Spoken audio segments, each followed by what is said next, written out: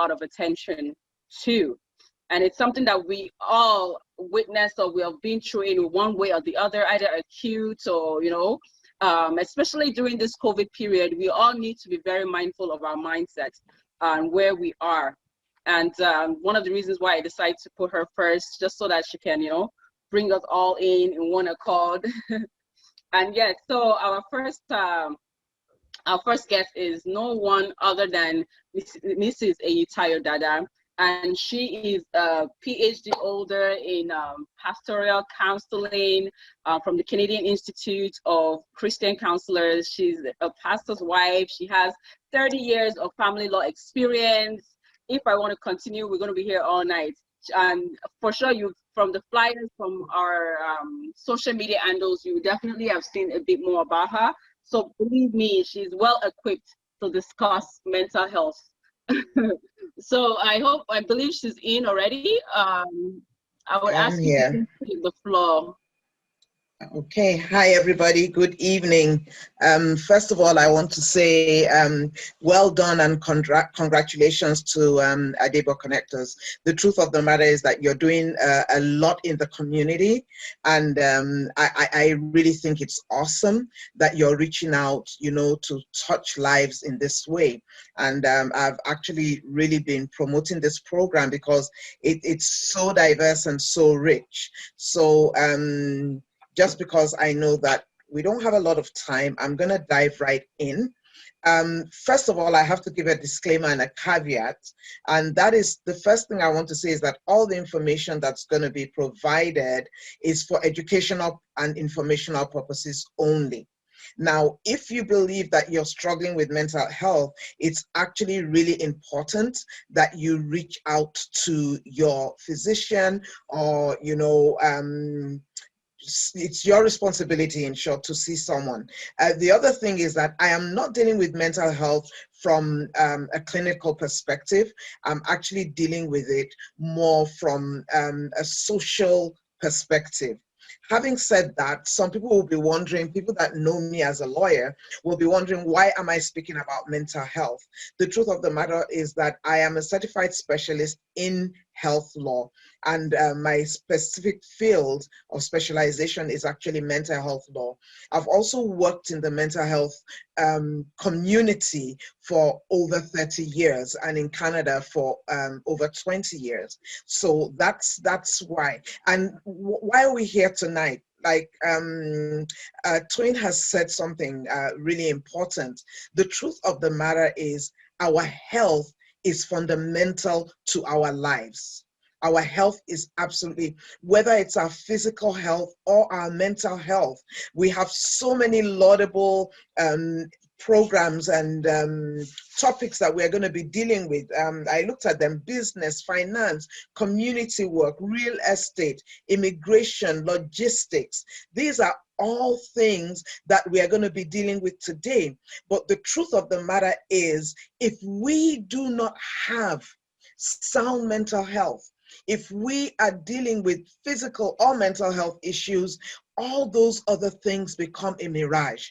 And my focus today is going to be on mental health, because it is, just like she said, it's so we're silent about it, but the truth of the matter is it's really not as silent as it seems. So tonight we're going to be taking a look at how we can identify mental health. How does it manifest?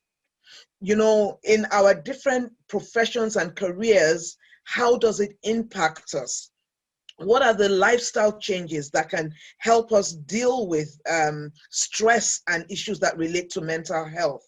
And also just to talk generally about supports that you'll be able to get if for any reason you are battling with mental health. Now, I'm going to start from the COVID era. And the coronavirus has actually had a really devastating impact on people's lives, emotionally, physically, and financially. Let's look at some of the things. The lockdown. I don't know how you felt, but as soon as they announced the second lockdown, I know that I literally shrunk just at the thought of, oh my gosh, we're going into another lockdown. Then we're dealing with social distancing, you know, bad news, false news coming from everywhere. We have all the conspiracy theories coming in. The truth of the matter is all these things affect us in different ways, and different people have different ways of coping with these issues. Now, one of the greatest things that's impacting people right now is the sense of uncertainty, because, you know, generally when things are going on, you're kind of like, okay, this too will come to an end. I mean, like summer, winter, whatever it is, it rolls out. But you know, just when we thought that we were out of the woods, just when we thought that, oh gosh, everything is okay, then everything comes crashing down again. For some people, it's the fear of loss, even just the fear. I met someone not too long ago who said, you know what, it's like I'm developing a phobia, because I'm actually having a fear of even going out, even of leaving my house. So there's the fear of there's the fear of loss. There's actually loss. You know, people have lost people. They have lost family members. They have lost close friends due to this infection. As a matter of fact, now we have another layer in Canada. For those of us in Canada, the fact that you can't travel, you know, waiting for a test result, all these things, working in the front lines, you know. And the funny thing is that this epidemic itself has given rise to another epidemic, which includes the fear of abuse, because a lot of couples that wouldn't have really been, you know, in the same place are now in that place. They have to stay at home, you know, literally 24/7, working from home, and all these things are really having a devastating impact. Not to now talk of people that were predisposed to mental health. Now, but let's look beyond COVID-19.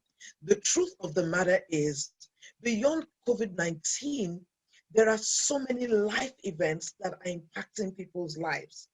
And so the truth of the matter is that the struggle with stress, the struggle with mental illness existed long before COVID-19 came into play. The only thing is that COVID-19 has exacerbated it in such a terrible way. And so today, I'm just going to take time to look into some of these things. Now, the first question that we want to answer is really, what is mental illness? And I'm going to keep it simple. It's any disease of the mind, a psychological state, you know, of someone who has emotional or behavioral issues, and it's serious enough to require intervention. Another way it has been put is it's a psychological or behavioral pattern, you know, a change in a psychological or behavioral pattern. Are we good? Okay. That can be associated with distress or disability. And it's not something that's normal, I mean, in any culture. So there are different, you know, ways that mental illness shows up. But one of the main questions, because I hear people say things like, oh, this can never be me. Who can have mental illness? Anybody. Anybody. People can develop mental illness or mental health issues at any stage in their life. As a mental health lawyer, I am sure I have done well over 1,000 cases, and the truth of the matter is, or met with people in this area, none of them are from the same demographic. None of them. You can come across people, it doesn't matter whether you're a lawyer or a doctor, whether you're rich or poor, it doesn't matter whether you're well educated or an illiterate. The truth of the matter is that mental health does not discriminate. Can you kindly mute yourself? Can you kindly mute yourself? Thank you. Thank you very much. Adeba, I guess you're going to have to mute some people out. It also does not discriminate in terms of ethnic group, religion, or culture. So the truth is that anybody can be affected by mental illness. The other thing is, let's look at the causes. The causes are so diverse. There are biological causes, genetics, prenatal damage. So these are things, and substance abuse. I'm also going to talk about substance abuse in a different category as well. Then there's the psychological impact of trauma. You know, you think I'm joking here? Why do you want to say? so, okay. So there's also the psychological impact of trauma. Some people that have gone through trauma as a child, emotional and physical or sexual abuse, all these things impact mental health. Loss of a parent, neglect, matrimonial issues. Many people have lost their minds on the altar of their marriage, which is it's just a fact.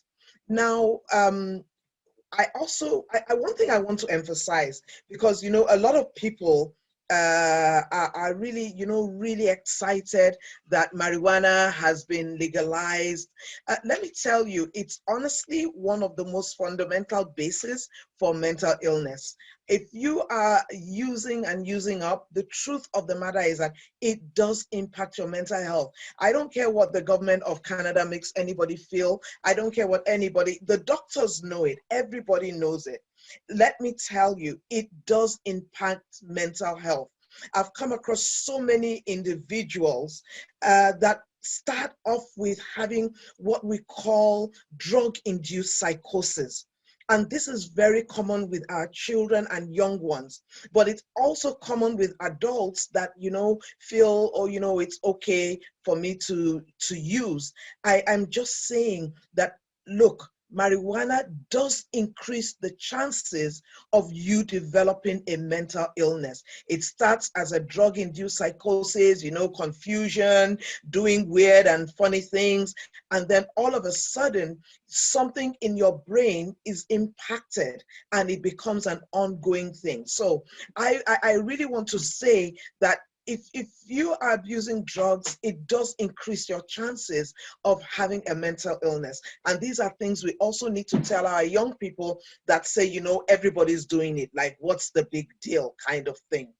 Now, what are some of the common indications a person might have a mental illness? A person's exhibiting unusual behavior, saying strange things, hearing or seeing things, or, seeing things that other people don't see, being unusually energetic, being unusually tired.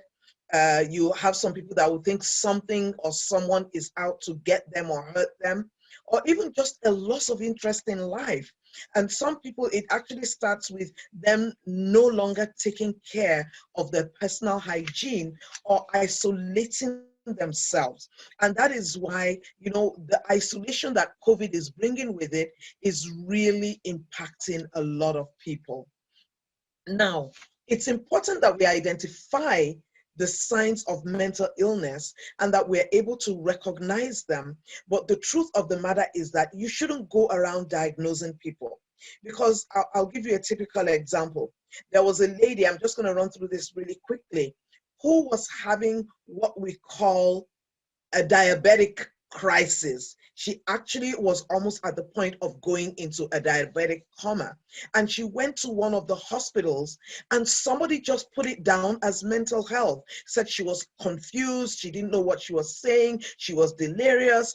And her brother that was there was the one that kept insisting, look, my sister has never had mental health issues. She is diabetic. Can you look into this? They were looking for a psychiatrist. There are so many medical conditions that are confused with mental illness. Why shouldn't you diagnose? Even, experienced professionals have difficulty in getting an absolute accurate diagnosis. Also, cultural and social differences.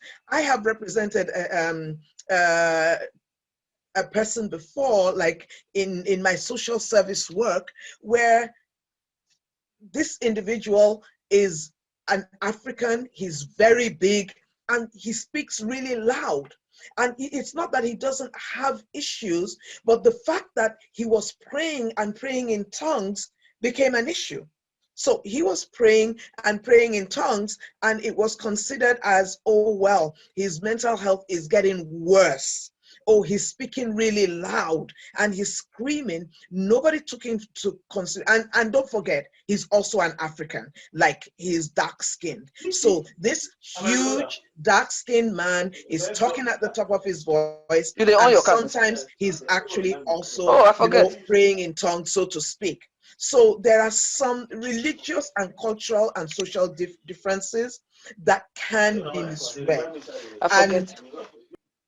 you just want to be careful that you are not just labeling people. You know, one of the things I say is that you don't label people, you label jars. Now, why do you, however, want to be able to recognize the symptoms? To help people get help and to seek help yourself if you feel that things are really not going well. To be aware of your personal safety, and also to understand the different stages of any illness, any mental illness, to know whether things are getting better or things are getting worse. Now, some of the major problems of dealing with mental illness are stigmatization and denial. Stigmatization actually leads to denial. And in our culture, in the African culture, sometimes the denial is not just the denial of the individual, it's the denial of the family. The family is like, oh, no, no, no, no, God forbid, this cannot happen. No, lie. And so instead of seeking help, they wait until there's a major crisis and they either have to call the police or call an ambulance. The truth of the matter is, just like any other illness, early detection and dealing with it early prevents it from escalating to a level where it now becomes a huge problem. There are a lot of barriers that stop people from seeking help.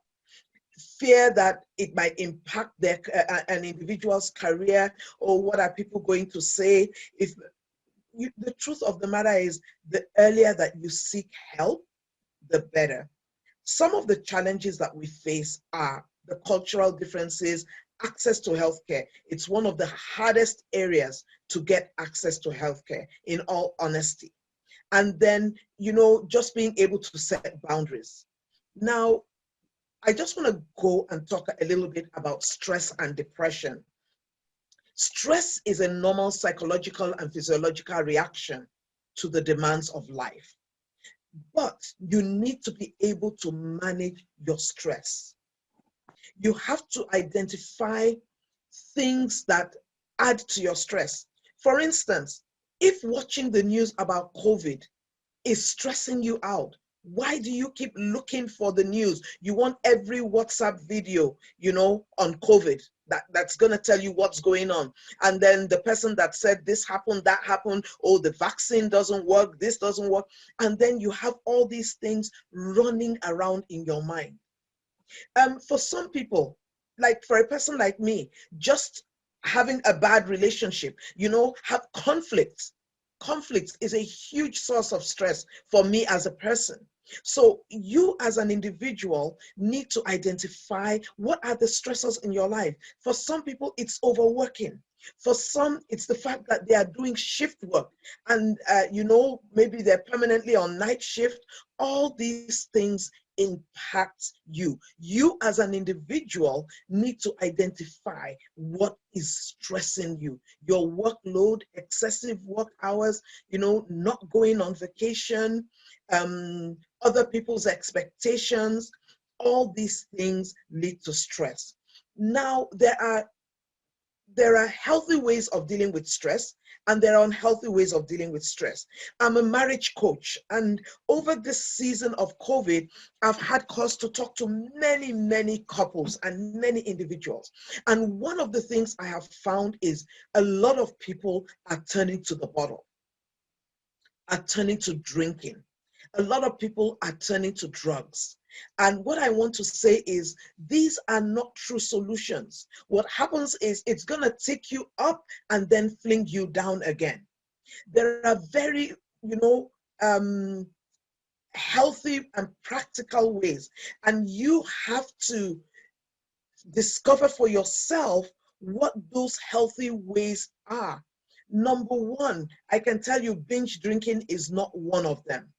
You know, if you need therapy, a lot of people have plans in their office, health plans in their office that give room for you to go for therapy. Go for therapy, listen to music, manage your time, exercise. I have, for the younger ones, we honestly, one of the biggest things is this expectation of being perfect. Don't I believe in working into excellence and perfection, but honestly, there are some expectations that we have of ourselves that are just creating stress and anxiety. So you need to step back and ask yourself, what can I balance? What's the balance? Find a good balance for yourself. Now, talking about stress, not getting adequate sleep is a sure way to have stress. So get sleep, exercise frequently. Don't isolate yourself. Seek and use social supports. If you're a spiritual person, go to church, engage with your church people. Go to your mosque, engage with your mosque people. When I say go to, now go to is online. But when you participate in these activities, it helps you a lot. And instead of having these long-term goals and you feel you haven't hit your goal, have short-term goals and work towards them. And also understand misfortunes are a part of life, but they're not permanent. Just, you need to know this too will pass away. Even COVID-19 is going to pass away. So, a lot of things are temporary, but if you hold on to them like they're permanent, then they are going to totally, stress you out. Now, because of time, I'm not going to be able to go into the different kinds of mental illness, but some signs of depression: when you're feeling sad, you are crying, you go to the bathroom, you are crying, your husband doesn't know you're crying, your wife doesn't know you're crying, you're irritable, you are saying things like, oh, I hate my life, I hate myself, you don't want to talk to anybody, you are feeling suicidal, you're terribly afraid of things, you don't want to get out of bed. All these things are signs of depression. And what I'm trying to say is you need to seek help. The first help you need to seek is, don't isolate yourself. Engage with people, engage with people. Don't isolate yourself. If you're feeling suicidal, speak to someone. There is always help. And one thing, well, for those of you that know me, I'm a Christian. And from the spiritual perspective, I want to say, you know what? Pray.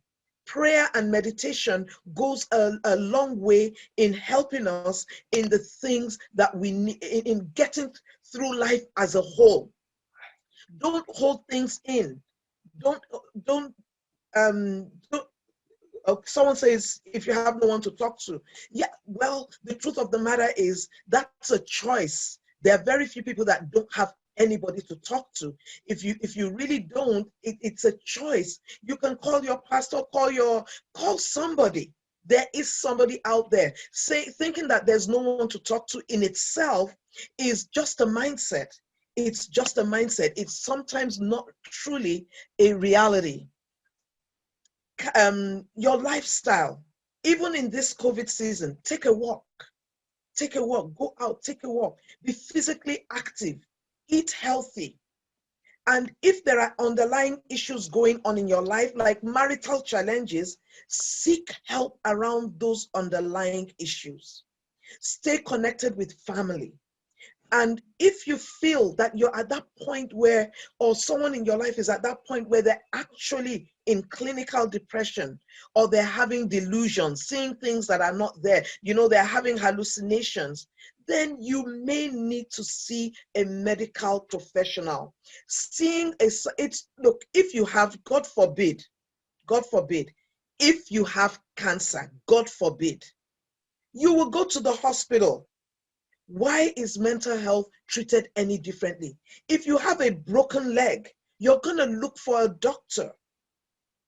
The truth is, we tell ourselves, oh, nobody must know. But it's something you say nobody must know, that if you don't take care of it, the whole world will know. There is help. In Canada, you have CAMH, the Center for Addiction and Mental Health. If you contact them, they are able to actually connect you to resources. Not just that, in almost every profession, if you contact go through your medical pamphlets and stuff like that, there is also the opportunity for you to meet with people that will assist you, even within your organization, without going out.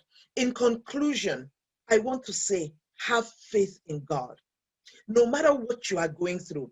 Philippians 4:8 says, finally, brethren, whatsoever things are true, whatsoever things are honest, whatsoever things are just, whatsoever things are pure, whatsoever things are lovely, whatsoever things are of a good report, if there's any virtue, if there's any praise, think on these things. What is that saying? It's saying, watch what you watch. Be careful about what you watch. Be careful about what you listen to. Be careful about where you go. Be careful about the people you're associating with. If anybody is bringing you down all the time, walk away from them. Finally, I want to say, reducing stress in your life every day is vital for maintaining your overall health. It will improve your mood. It will improve your immunity. It will also make you more productive. And I can assure you, it will increase your longevity.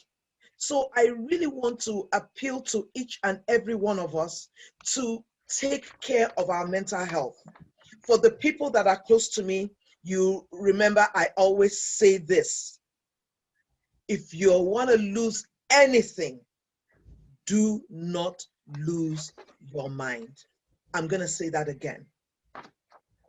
If you want to lose anything, do not lose your mind.